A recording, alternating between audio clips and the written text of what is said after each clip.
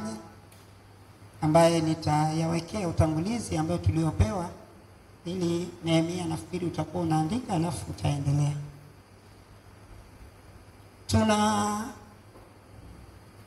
Katika maisha yetu kuna vitu vingi ambavyo vinakwenda na sisi, na nimekuja na laptop hapa kwa sababu Shetani amefanya yale anayofanyaga kwa sababu alijua. Nikasema mimi nitabeba laptop nitaenda naye. Nitasimama nayo pale mbele nifundishe kwa vyovyote vile. Na itakavyokuwa na iwe. Kwa hiyo naamini kwamba tutakwenda vizuri mpaka tufike mwisho.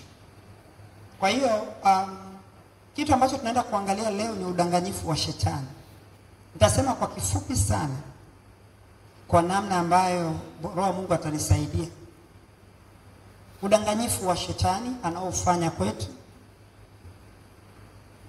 Na nilijaribu niandike ili nisiwe na mambo mengi ya kusema, nitaenda nikiwa nasoma katika yale ambayo nimeandika.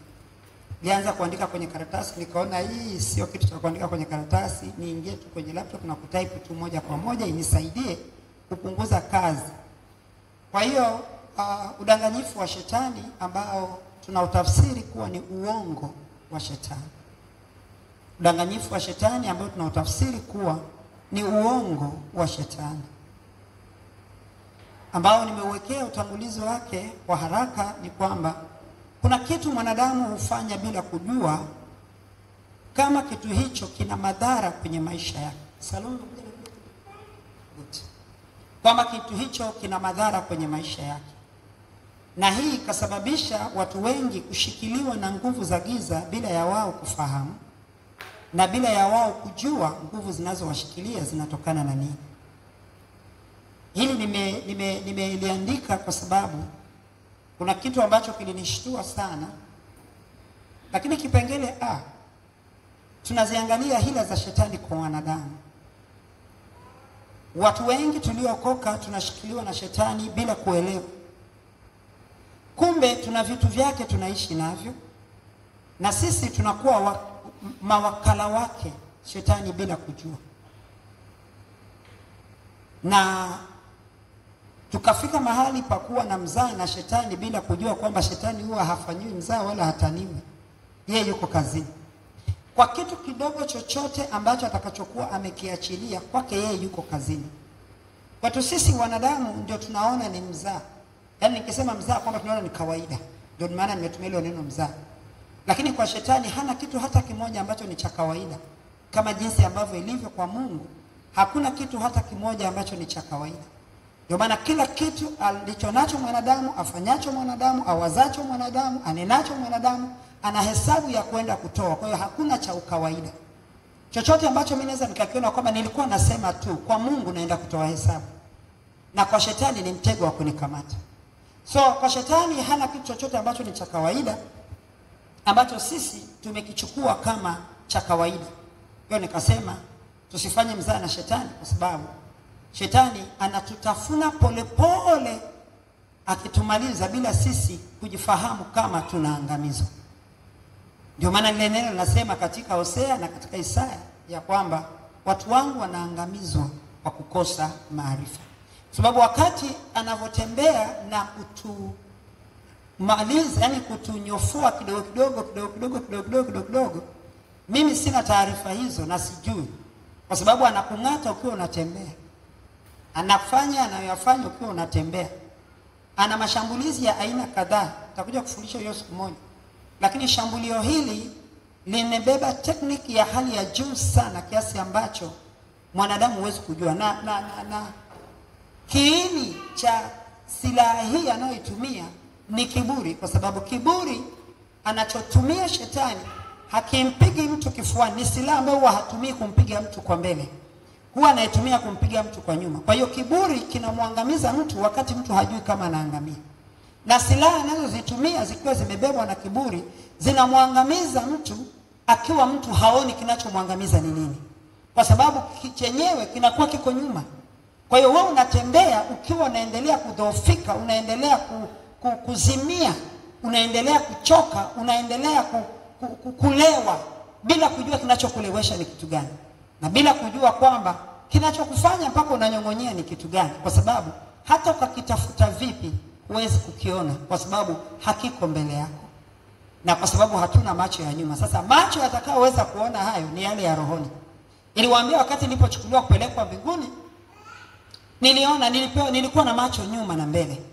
Kwa hiyo nilipokuwa mbele, wakati Bwana ananikagua baada ya kutengenezwa na malaika huku chini, nikaburuzwa nikapelekwa huku.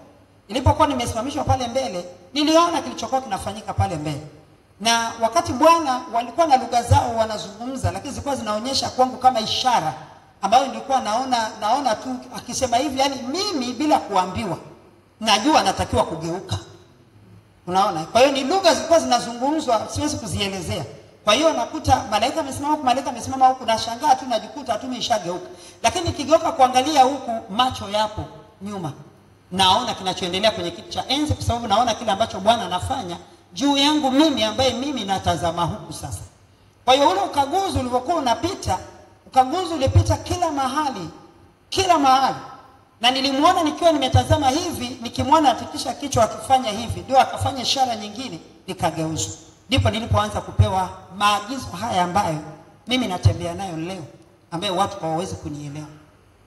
Kwa hiyo shetani anapomwangamiza mtu, anamwangamiza mtu, ana silaha zake nyingi, ana mbinu nyingi. Nazungumzia hiyo moja ya kiburi, ambayo ndio anayotumia kwa nyuma na mtu huwezi kujua. Kile kitu unachokiona kwako ni cha kawaida, kinakutafuna, kinakumaliza. Ni kwa sababu hukioni kwa sura yake. Na kwa sababu hukioni kwa sura yake, ama hatukioni kwa sura yake, ndipo mara nyingi shetani hufikia kwenye hatua ya kutuangamiza. Na matokeo yake tunafikia hatua ya kushtuka wakati wewe huwezi kusimama, inabidi upate msaada wa kukusimamisha. Kwa sababu ungekuwa unaona ndio ungeweza kuona, hapa mbona naona kama kuko hivi, lakini huoni sasa. Kwa hiyo itakuwa sasa kipindi cha wewe kutaka kuinuka, unajikuta huwezi, kwa sababu hatua iliyofika inahitajika watu, inahitajika kitu, inahitajika jinsi nyingine ifanyike, ndipo uweze kuinuliwa mahali hapa. Na kanisa linapita hapo bila kuelewa. Kwa hiyo shetani sio kufanya naye mzaha. Anatutafuna, ama atakutafuna akumalize bila wewe kujifahamu. Na ndicho anachokifanya, anatafuna kanisa, analimaliza kanisa bila kanisa kufahamu. Wengine walishakufa, ndio mtu anajikuta ameibukia kuzimu. Anasema nimekuja kutafuta nini huku, na mimi nilikuwa nimeokoka. Lakini alikuwa anatafunwa akiwa hapa duniani, lakini alikuwa haelewi. Wakati akifikiria kwamba yuko sawa na anaenda vizuri. Bwana Yesu asifiwe sana. Kwa hiyo katika hali ya namna hiyo, leo ndani ya kanisa tuna watu ambao hawakui kiroho. Na hii ni dalili mojawapo ya kutafunwa bila kujua. Kwa sababu kushindwa kukua kiroho ni dalili ya kwamba kuna kitu kinakutafuna ndani, ama kinanitafuna ndani na mimi sikioni.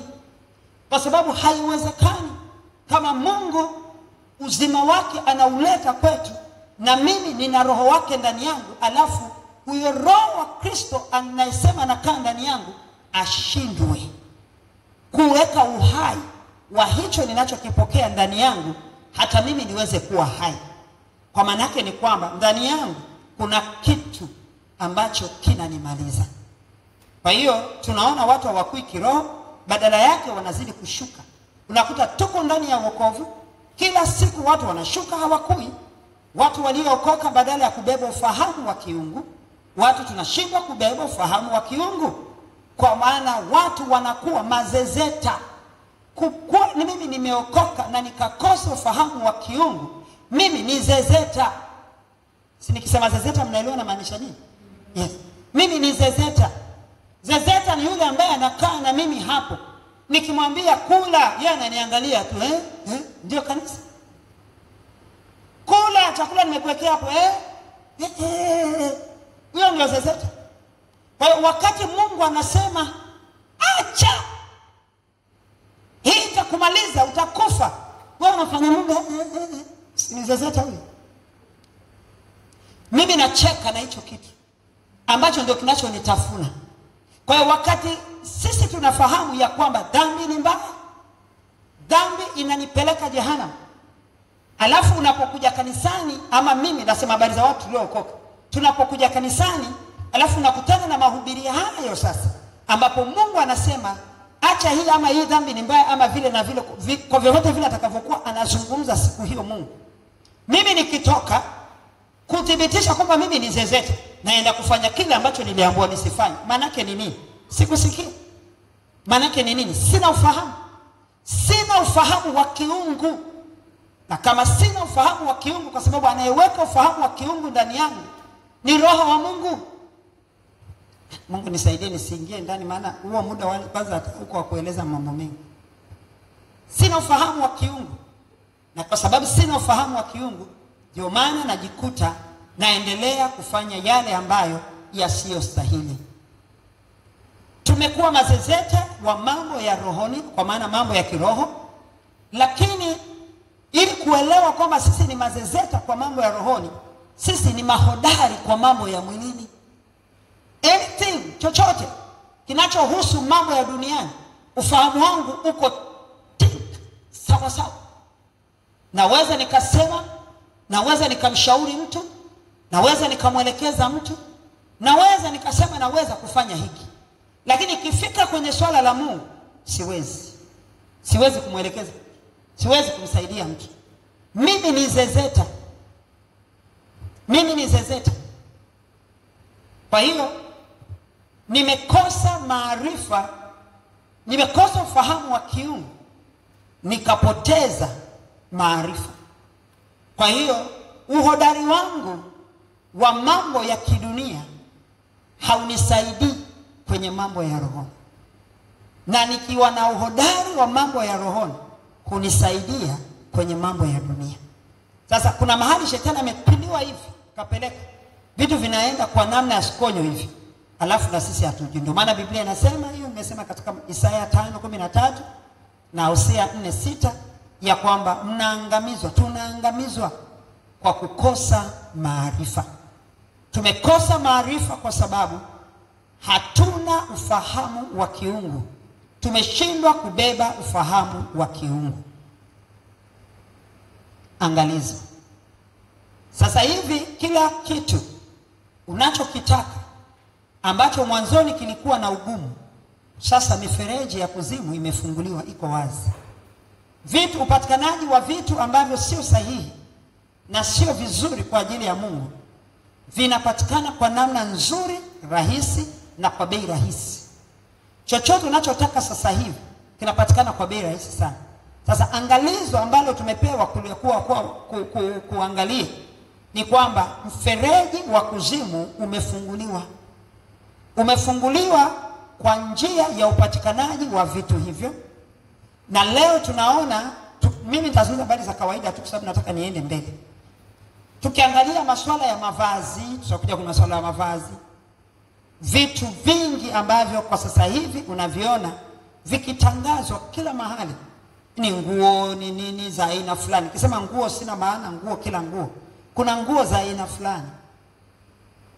Pesa za mikopo. Mimi nimefanya biashara sana. Kulikuwa na kazi sana ya kukopa pesa.